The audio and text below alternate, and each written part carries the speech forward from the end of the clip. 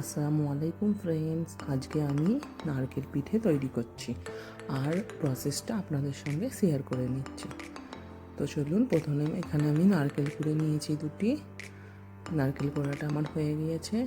একটা fry pan নিয়ে নিচ্ছি, এতে আমি নারকেল কুড়োগুলো দিয়ে এর সঙ্গে আমি দুটো এলাচ, দুটো তেজপাতা দিয়ে গুড়টা দিয়ে ভালো করে নেড়ে চেড়ে এটাকে ভেজে নেব।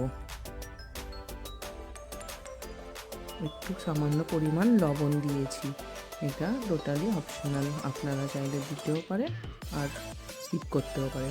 দেখুন আমার নারকেল কোড়াটা একদম ভাজা ভাজা হয়ে গেছে।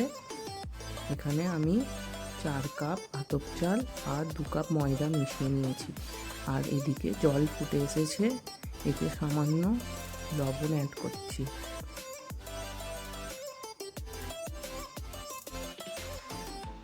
জলটা ফুটে গেলে এতে সামান্য লবণ অ্যাড করে আমি এবারে আটা ময়দা মেশানোটা দিয়ে ভালো করে একটা খামির তৈরি করে নিচ্ছি।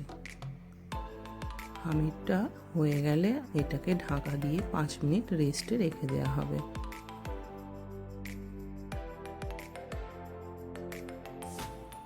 একটু ঠান্ডা হয়ে গেলে এটাকে আমি একটা ডো তৈরি করে নেব। ভালো করে ছেনে ডো তৈরি করে নিচ্ছি।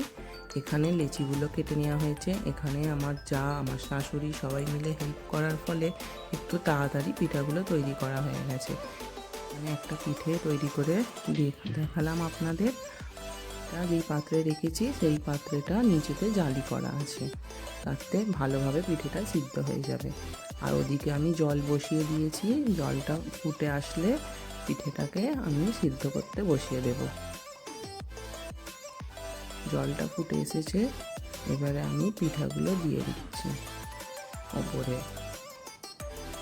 এই প্রসেসটা অ্যাপ্রক্সিমেটলি 20 মিনিট মতো সময় লাগে। 20 থেকে 25 মিনিটের মধ্যে হয়ে যাবে। পিঠাগুলো রেডি হয়ে গেছে, এবারে আমি চেক করে দিচ্ছি।